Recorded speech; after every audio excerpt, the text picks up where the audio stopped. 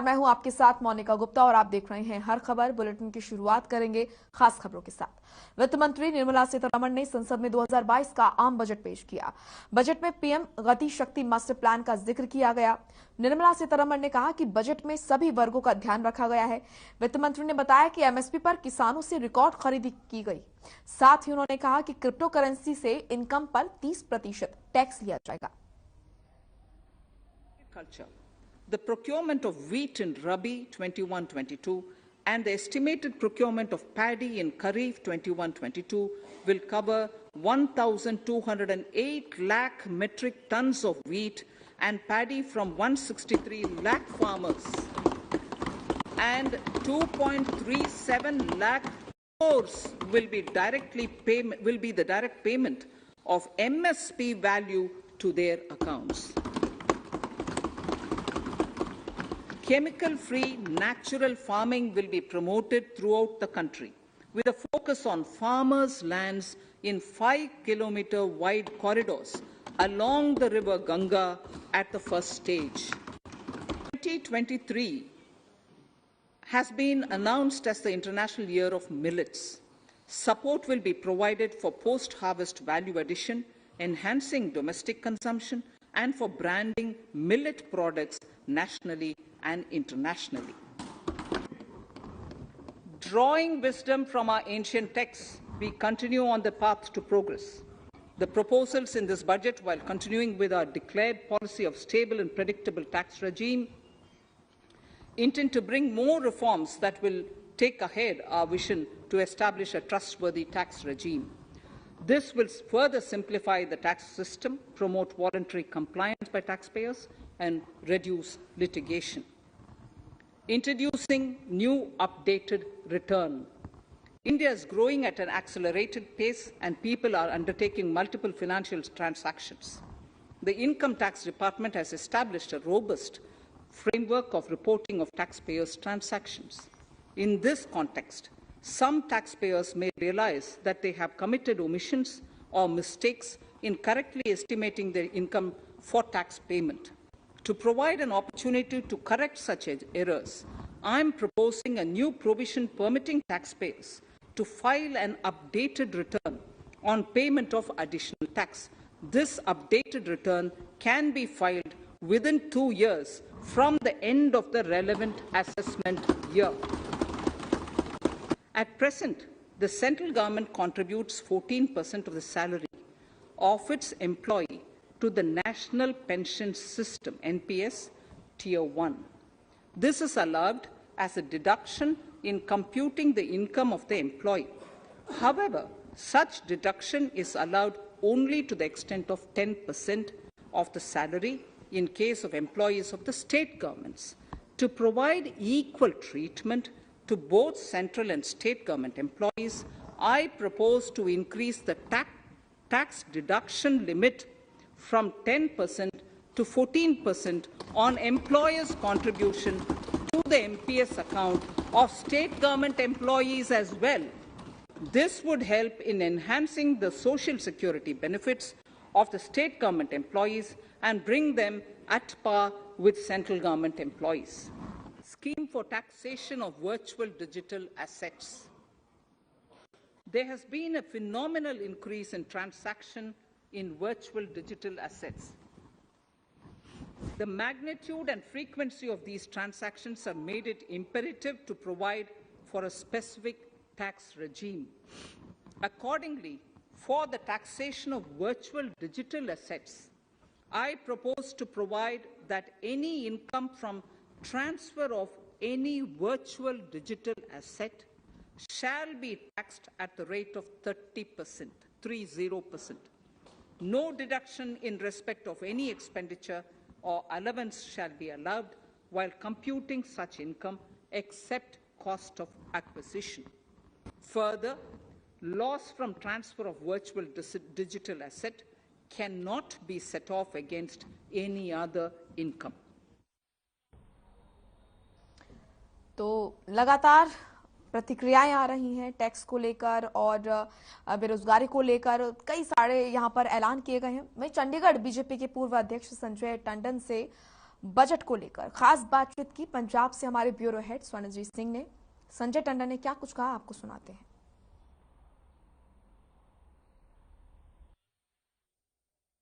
2022-23 का बजट जो है वो आ चुका है और आज हमारे साथ चंडीगढ़ के पूर्व अध्यक्ष टंडन जी हैं। टंडन जी, बहुत बहुत धन्यवाद। सर, सबसे पहला मेरा सवाल, आप पेशे से चार्टर्ड अकाउंटेंट हैं, इस बजट में आम लोगों के लिए खास देखो, एक ना बजट को किस दृष्टि से देखना चाहिए, सब तो पहले तो इस चीज ਨੂੰ ਕਲੈਰੀਫਾਈ ਕਰਨ ਦੀ ਜ਼ਰੂਰਤ ਹੈ।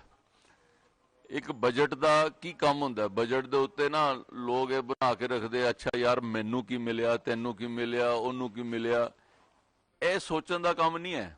ਬਜਟ ਦਾ ਹੈਗਾ ਕਿ ਜਿਹੜਾ ਅਗਲੇ ਸਾਲ ਦੇ ਵਿੱਚ ਕਿੰਨੀ ਇਨਕਮ ਦੀ ਉਮੀਦ ਹੈ ਤੇ ਉਸ ਇਨਕਮ ਨੂੰ ਅਸੀਂ ਕਿਸ ਢੰਗ ਦੇ ਨਾਲ ਅਸੀਂ ਉਹਨੂੰ ਵਰਤਾਂਗੇ। ਬਜਟ ਦਾ ਕੰਮ ਇੰਨਾ ਕਰਨ ਦਾ ਹੁੰਦਾ ਹੈ। ਬਜਟ ਪੇਸ਼ ਕਰਨ ਵਾਲੀ ਸਰਕਾਰ ਉਹ ਆਪਣੀਆਂ ਪ੍ਰਾਇੋਰਟੀਜ਼ ਦਿਖਾਉਂਦੀ ਹੈ ਕਿ ਸਾਡੀ ਪ੍ਰਾਇੋਰਟੀ ਕਿੱਥੇ ਹੈ। ਸਾਡੀ ਪ੍ਰਾਇੋਰਟੀ ਹੈਗੀ ਹੈ ਹੈਲਥ ਸੈਕਟਰ, ਸਾਡੀ ਪ੍ਰਾਇੋਰਟੀ ਹੈ ਐਜੂਕੇਸ਼ਨ ਸੈਕਟਰ, ਸਾਡੀ ਪ੍ਰਾਇੋਰਟੀ ਹੈਗੀ ਹੈ ਸੜਕਾਂ, ਸਾਡੀ ਪ੍ਰਾਇੋਰਟੀ ਹੈਗੀ ਹੈ ਪ੍ਰਾਈਮ ਮਿਨਿਸਟਰ ਆਵਾਸ ਯੋਜਨਾ, ਲੋਕਾਂ ਨੂੰ ਘਰ ਬਿਜਲੀ ਪਹੁੰਚਾਉਣਾ, ਪਾਣੀ ਪਹੁੰਚਾਉਣਾ। ਸਾਡੀ ਪ੍ਰਾਇੋਰਟੀ ਹੈਗੀ ਹੈ ਕਿ ਅਸੀਂ ਅੱਗੇ ਡਿਜੀਟਾਈਜ਼ ਕਿਵੇਂ ਕਰ ਸਕਦੇ ਹੈਗੇ ਆ, ਉਹਦੇ ਵੱਲ ਅੱਗੇ ਵਧੀਏ। ਸਾਡੀ ਪ੍ਰਾਇੋਰਟੀ ਹੈਗੀ ਹੈ ਕਿ ਨਵੇਂ 에ਅਰਪੋਰਟਸ, ਨਵੀਆਂ ਬੰਦਰਗਾਹਾਂ ਕਿਵੇਂ ਬਣ ਸਕਣ, ਉਹਨਾਂ ਵਿੱਚ ਅਸੀਂ ਕਿਵੇਂ ਆਪਣੀ ਇਨਵੈਸਟਮੈਂਟ ਲਿਆ ਸਕੀਏ। ਸਾਡੀ ਪ੍ਰਾਇੋਰਟੀ ਹੈ ਕਿ ਕਿਸਾਨਾਂ ਦੇ ਘਰ ਤੱਕ MSP ਦਾ ਕਿਸੇ ਦੇ ਰਾਹੀਂ ਪੈਸਾ ਜਾਣ ਦੀ ਬਜਾਏ ਸਿੱਧਾ ਉਹਨਾਂ ਦੇ ਖਾਤੇ ਦੇ ਵਿੱਚ ਜਾਵੇ। ਸਾਡੀ ਪ੍ਰਾਇੋਰਟੀ ਹੈ ਕਿ ਅਸੀਂ ਉਸ ਪਾਸੇ ਅਸੀਂ ਆਪਣਾ ਖਰਚਾ ਵਧਾ ਸਕੀਏ। ਸੋ ਅਸੀਂ ਆਪਣੀਆਂ ਪ੍ਰਾਇੋਰਟੀਜ਼ ਜਿਹੜੀਆਂ ਉਹ ਇੱਕ ਇਹਦੇ ਰਾਹੀਂ बजट दे राही अपनियां शो करते हैं। क्या लगता है आपको विधानसभा चुनाव देखते हुए और किसानों की नाराजगी जो अभी हाल ही में दूर हुई है, 2,37,000 करोड़ रुपए MSP के तौर पर जो जीरी और जिसे हम जीरी और कनक कहते हैं उसके ऊपर किसानों को रिझाने के लिए क्या चुनाव देखते हुए लाया गया? नहीं, आप दोनों चीजों को मिक्स कर रहे हैं। दोनों चीजें अलग अलग हैं। जो किसानों के जो बिल्स का जो मामला था उसके बारे में जितना प्रधानमंत्री जी ने कह दिया उससे ज्यादा कोई भी व्यक्ति कहने का या बोलने का उसका कोई लाभ नहीं है। उससे ज्यादा क्लैरिटी कोई और ज्यादा दे नहीं सकता।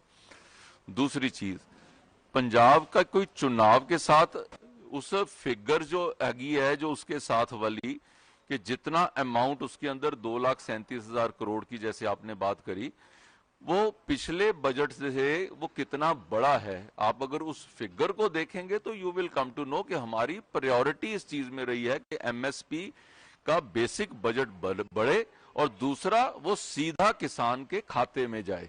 These are the two things which are visible. आपके पेशे से जुड़ा मेरा सवाल है कि जो 2 साल पुरानी रिटर्न फाइल कर सकते हैं जुर्माना भर के, कितना फायदा पहुंचेगा आम लोगों को या यूं कहें कि टैक्स पेयर्स? इसका अगर आप डायरेक्टली अगर आप इसको देखते हैं और माइन्यूटली स्टडी करते हैं, जो लोग पैसे नहीं, जो लोग कोरोना की वजह से अपनी रिटर्न नहीं फाइल कर पाए, एक या उनके जो टैक्सेशन जो कंसल्टेंट थे उन्होंने फाइल कर दी, उसके बाद कहीं बैंक से रिपोर्ट आई, कहीं कोई फिगर में फर्क हुआ, अब वो रिवाइज करने का उनको एक मौका जो है वो अगले 24 महीनों तक दिया गया है, जिसका मैं मानता हूं क्योंकि CA होने के नाते आम जनता जो है इन चीजों से कई बार बड़ी परेशान थी, क्योंकि किसी के घर के अंदर कोई बीमार पड़ा है, किसी कोई ऐसी समस्या से घिरा पड़ा है, किसी का बिजनेस रुका पड़ा है। सो ये एक समस्या जो कोविड ने जो नई तरह की समस्या पैदा कर दी, उस समस्या से निपटने के लिए ये प्रावधान। आखिरी सवाल मेरा चलते चलते राजनीति से जुड़ा, पहली बार श्रोमणी अकाली दल से अलग होकर के बीजेपी पंजाब में चुनाव लड़ रही है, क्या लगता है कि भारतीय जनता पार्टी 3 सीटों से इस बार बढ़ेगी 2022 में? मुझे लगता है कि पंजाब में भारतीय जनता पार्टी एक सबसे बड़ी ताकत बन के उभरेगी। ये मेरा पक्का फैसला है और मेरी ये पक्का अनुमान है। बहुत शुक्रिया। ये थे हमारे साथ पूर्व चंडीगढ़ के अध्यक्ष भारतीय जनता पार्टी से संजय टंडन। और देखिए, साफ उन्होंने कहा कि ये मेरा फैसला है कि भारतीय जनता पार्टी 2022 विधानसभा चुनाव में पंजाब में उभर कर आएगी। और दूसरा, बजट सत्र के बजट को समझाते हुए उन्होंने यह कहा, क्योंकि पेशे से चार्टर्ड अकाउंटेंट हैं, और बजट जो है आम लोगों के हित के लिए। बहरहाल अब ये आने वाले धीरे धीरे समय में पता चलेगा कि आम लोगों की क्या राय है इस बजट को लेकर। बहुत जल्द हर खबर पर देखेंगे। कैमरा पर्सन अशोक के साथ मैं स्वर्ण। वहीं मोहाली विधानसभा से 3 बार लगातार विधायक और 2022 विधानसभा चुनाव में कांग्रेस के मोहाली से प्रत्याशी बलबीर सिद्धू के भाई जीती सिद्धू से हमारे पंजाब से ब्यूरो हेड स्वर्णजीत सिंह ने खास बातचीत की। इस बातचीत में जीती सिद्धू ने दावा किया कि मोहाली की जनता उन पर एक बार फिर भरोसा जताकर उन्हें विधानसभा भेजेगी। इसी के साथ उन्होंने आम आदमी पार्टी और शिरोमणि अकाली दल के प्रत्याशी पर भी जमकर निशाना साधा। क्या कुछ कहा उन्होंने, आपको सुनाते हैं। लगातार चुनावी पारा पंजाब में बढ़ता जा रहा है और आज हम आन पहुंचे हैं मोहाली विधानसभा। और मोहाली विधानसभा में लगातार 3 बार से बलबीर सिद्धू जो है विधायक हैं, और आज इस बार एक बार फिर चुनावी रणभूमि में बलबीर सिद्धू जो है वो कांग्रेस पार्टी की तरफ से प्रत्याशी हैं। और साथ ही उनके भाई जीती सिद्धू मोहाली से मेयर हैं और हमारे साथ है। सिद्धू साहब, बहुत बहुत स्वागत। थैंक यू जी, thank you very much. Sidhu साहब, सबसे पहला सवाल, आप निकाय में जीते और मेयर बने। पूर्व मेयर कुलवंत सिंह इस समय आम आदमी पार्टी से चुनाव लड़ रहे हैं। सबसे पहले मेरा प्रश्न ये है, उनका कहना है कि मैं एमसी से लेकर मेयर से लेकर काउंसिल प्रधान से लेकर नीचे से ऊपर तक आया हूं और मुझे मोहाली के लोग पसंद कर रहे हैं। अभी वो ऊपर तक आए नहीं, अगर ऊपर तक आएंगे तो फिर हम देख लेंगे। अभी तो मेयर जो बने थे तो वो हमारी सपोर्ट से मेयर बने थे, नहीं तो मेयर ही ना बनते वो। तो वो हमने सपोर्ट दी, उसको मेयर बनाया। और उसके बाद जब वो खुद दोबारा मैदान में गए इलेक्शन लड़ने तो खुद वो एमसी की चोन हार गए। तो मैं समझता हूँ कि कहते ऊपर आया हूँ, ऊपर नहीं आया, वो नीचे ही है, अभी ऊपर आने वाली बात नहीं है। और दूसरा, जो हमारे पास अभी जो मेयर की जिम्मेवारी हमारे को मिली है, और आज मोहाली देख लो और पहले उसके टाइम का मोहाली देख लो, हर जगह पे काम हो रहा है, हर लोग खुश हैं कि मोहाली में डेवलपमेंट हो रही है। और जो उसने डेवलपमेंट की उसके बाद वो खुद इलेक्शन हारे तो लोगों ने मोहर लगा दी कि इसने 5 साल में कुछ नहीं किया। और मैं आगे भी लोगों को अपील करता हूँ कि मोहाली के लोगों को, मोहाली हल्के के लोगों को, कि इसने 20 तारीख तक जो लोग दिखेंगे, 20 के बाद कोई दिखेगा नहीं और जो लोग आपको अपने कामों में लग जाएंगे। पहले भी मोहाली में ऐसा ही होता आया, सिर्फ एक ही लीडर है मोहाली में, वो बलबीर सिंह सिद्धू है। बेशक वो चोन जीते, बेशक हारे, अपने लोगों की सेवा में रहे और आगे भी ऐसा ही होगा, जीतेंगे भी पक्का और लोगों की सेवा भी करेंगे। सिद्धू साहब, एक प्रश्न और है, क्योंकि आम आदमी पार्टी लगातार बलबीर सिद्धू पर एक तरह से आक्रामक रवैया बनाए हुए। उनका कहना है कि कोरोना काल में सभी को इलाज जो है निजी अस्पतालों में करवाना पड़ा। कुलवंत सिंह का कहना है कि कोरोना में मोहाली के लोगों का उन्होंने बहुत साथ दिया और ना तो गांव में एक भी डिस्पेंसरी है। तो वो स्वास्थ्य मंत्री रहे बलबीर सिद्धू, इस पर क्या आपकी प्रतिक्रिया? कुलवंत सिंह को कुछ पता ही नहीं, ऐसा ही नहीं पता कि कहाँ पे क्या है। 6 फेस में हॉस्पिटल है और 66 सेक्टर में नया हॉस्पिटल बनने जा रहा है। 3B1 में नया मतलब कम्युनिटी हेल्थ सेंटर बना है और अब अपने सनेटा में हॉस्पिटल बन रहा है। हर कुर्डी में डिस्पेंसरी बनी है। हर जगह पे जैसे जो जिस टाइम वो हेल्थ मिनिस्टर थे, मेरा ख्याल से सबसे ज़्यादा काम पंजाब में हुआ और मोहाली में सबसे ज्यादा काम हुआ। संजीव वशिष्ठ ने, जो कि बीजेपी प्रत्याशी हैं, उन्होंने भी आरोप लगाया कि 6 फेज के अस्पताल की जो हालत है वो बड़ी बद से बदतर है और आपने कहा कि 6 फेज का अस्पताल देखें। इस पर आप क्या कहें? ऐसा कुछ नहीं है, जो मतलब जो ऑपोजिशन के लोग होते हैं उनके पास सिर्फ इल्जाम लगाना होता है और कोई ग्राउंड पे कोई मतलब नहीं असलियत नहीं होती।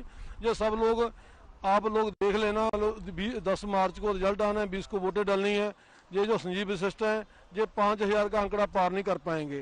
जो कुलवंत सिंह है ये 20,000 का आंकड़ा पार नहीं कर पाएंगे। परमिंदर सिंह सुहाना पर आता हूं मैं। परमिंदर सिंह सुहाना अकाली दल के प्रत्याशी हैं। वो तो कहते हैं मेरी जीत तो पक्की हो चुकी है और मैं जीतने वाला हूं और अकाली दल की सरकार बन रही है। आज से पहले 3 महीने पहले जो कुलवंत सिंह और परमिंदर सिंह सुहाना इकट्ठे बैठ के प्रेस कॉन्फ्रेंस करते थे और आज से 6 महीने पहले इनने एक पार्टी बनाई थी, आजाद ग्रुप बनाया था।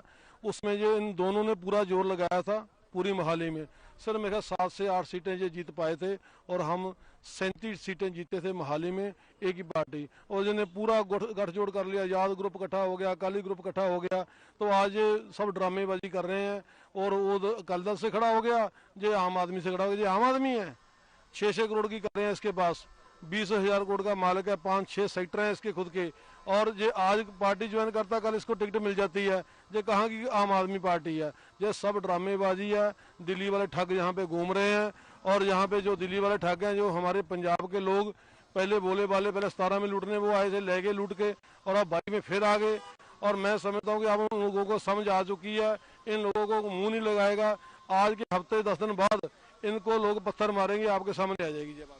2017 में चुनाव बलबीर सिद्धू जब लड़े थे तब 3 पार्टियां थी, श्रोमणी अकाली दल, बीजेपी एक साथ थी, कांग्रेस थी और आम आदमी पार्टी थी। आज 5 प्रत्याशी हैं मोहाली विधानसभा के साथ साथ पूरे पंजाब में। आज किसानों भी अपना जो प्रत्याशी है उतारा है। ब्राड एक युवा है जो मोहाली से चुनाव लड़ रहा है। आपको नहीं लगता कि किसानों के जो मत है वो कहीं ना कहीं डिवाइड होंगे और फायदा जो है किसी कांग्रेस को नुकसान होगा और फायदा दूसरे धड़े को?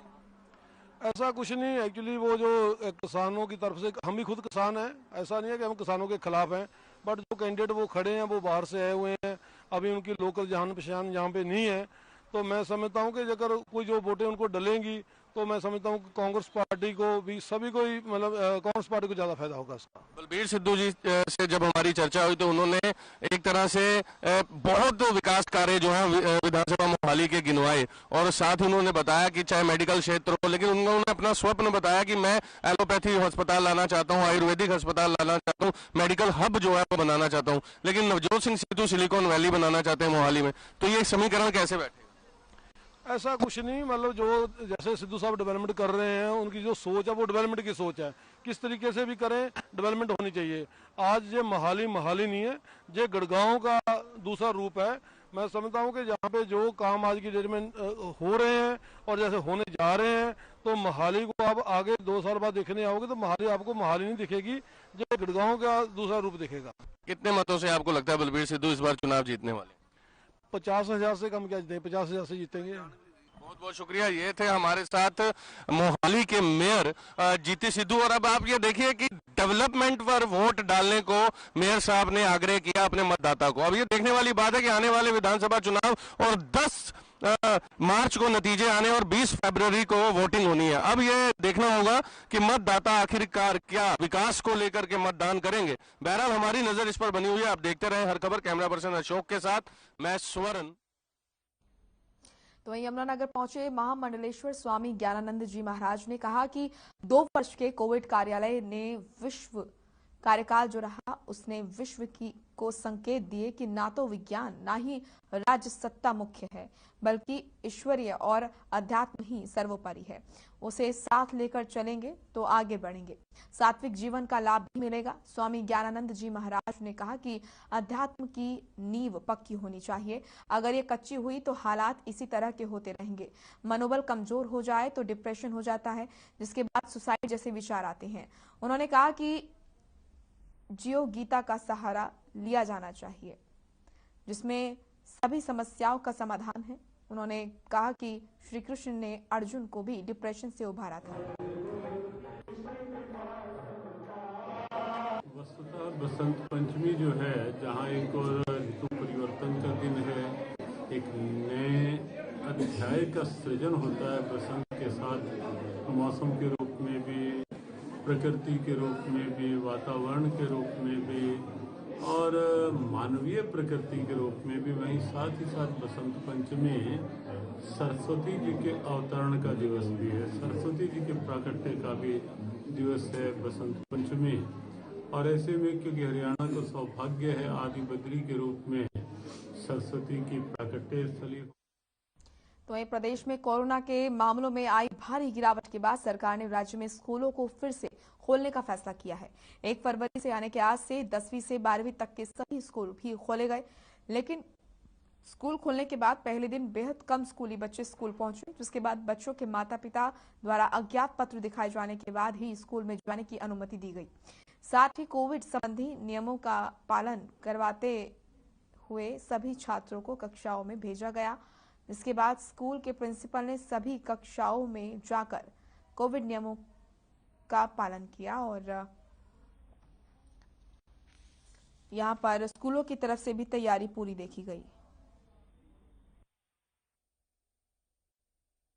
यही कि कई बार सर हमारे पास नेट रिचार्ज के लिए सर पैसे नहीं होते थे सर ये बातें ही होती सर, नेटवर्क प्रॉब्लम्स होती थी सर, कई बार ऑनलाइन हो नहीं पाता सर, काम अच्छी तरह समझ में नहीं आता था सर। वैक्सीनेशन का कैसे कब करा लिया था आप लोगों ने? सर वैक्सीनेशन हमने जनवरी में जब शुरू हुआ था सर, ये 3 तारीख को शुरू हुआ था सर, हमने करवा लिया सर उसी टाइम में। जो 15 से 18 वर्ष तक के बच्चे थे जिनको वैक्सीनेशन हो गया है और जिनके पेरेंट्स ने उनको परमिशन दिया, उनको विद्यालय में बुलाया गया है। हमारे पास जिन बच्चों ने आना था उनकी संख्या लगभग 550 तक रहने की उम्मीद थी।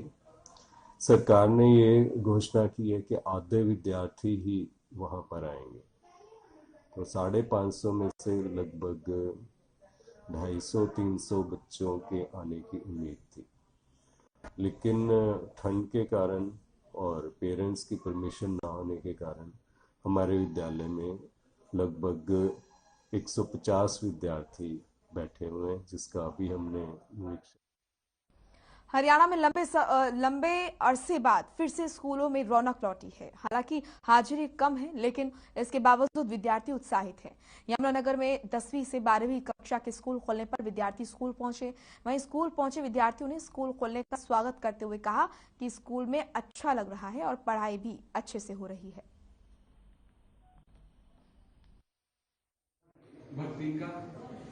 हरियाणा सरकार के निर्देशानुसार 1 फरवरी से 10वीं से 12वीं की क्लासेज के लिए सभी स्कूलों को आज खोला जा रहा है। इसमें सभी हमारे सरकारी 111 हमारे सरकारी विद्यालय हैं और लगभग 300 हमारे निजी विद्यालय हैं। तो सभी को आज हमने 1 फरवरी से 10वीं से 12वीं की क्लासेज के लिए खोला गया है। अभी अटेंडेंस जो है वो कंपलसरी नहीं की है, अभी ऑनलाइन भी क्लासेज चलेंगी।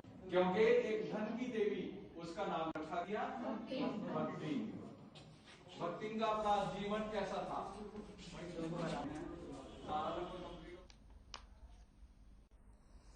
कोरोना की तीसरी लहर में आ रही गिरावट के बाद हरियाणा में कोरोना गाइडलाइंस के अनुसार 10वीं से 12वीं तक के स्कूलों को खोल दिया गया है। हालांकि पहले दिन कक्षाओं में बच्चों की संख्या में काफी कमी नजर आई, लेकिन स्कूल खोलने से बच्चे काफी उत्साहित दिखे।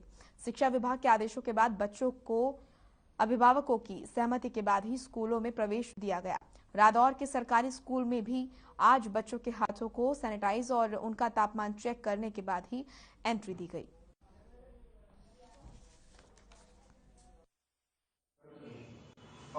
समीकरण वो होता है जिसमें जो हरियाणा सरकार के या शिक्षा विभाग के निर्देशानुसार जो निर्देश दिए गए हैं कि जिन बच्चों को वैक्सीनेशन है उन बच्चों को ही जो है बुलाना है और सहमति पत्र उनके पेरेंट्स से सहमति लेनी है और बच्चों को नहीं बुला सकते यदि उनके बच्चों की पेरेंट्स की सहमति नहीं है तो भी।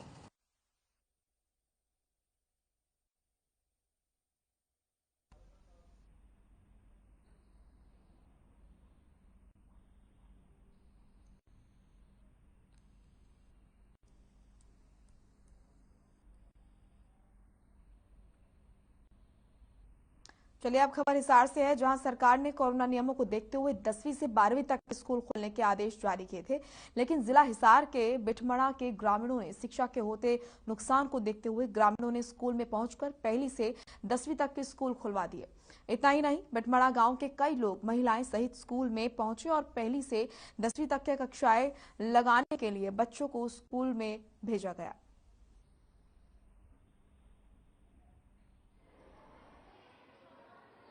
सबसे पहले तो आपका न्यूज़ चैनल देखने वाले सभी दर्शकों को राम राम। जैसा कि हमने एक सप्ताह पहले की बात है कि एसएमसी कमेटी के सदस्य थे, ग्राम के मौजूद आदमी थे, सरपंच थे, मेंबर थे। हमने उनकी अगुवाई में यहाँ एक पूरा गांव इकट्ठा किया था। उसमें ही हमने निर्णय लिया गया था कि भाई पहली क्लास से लेकर के +2 तक का जो स्कूल है क्लासें हैं वो हम लगवाएंगे। तो स्कूल वाले बोल रहे थे, सर बोल रहे थे कि 10वीं 11वीं और 12वीं के स्कूल तो हम वैसे ही खोल रहे हैं 1 तारीख से। फिर हमने ये कहा कि हम पहली से लेकर के 9वीं क्लास तक भी हम हमारे बच्चों को स्कूल में देखना चाहते हैं, उनको शिक्षा दिलवाना चाहते हैं।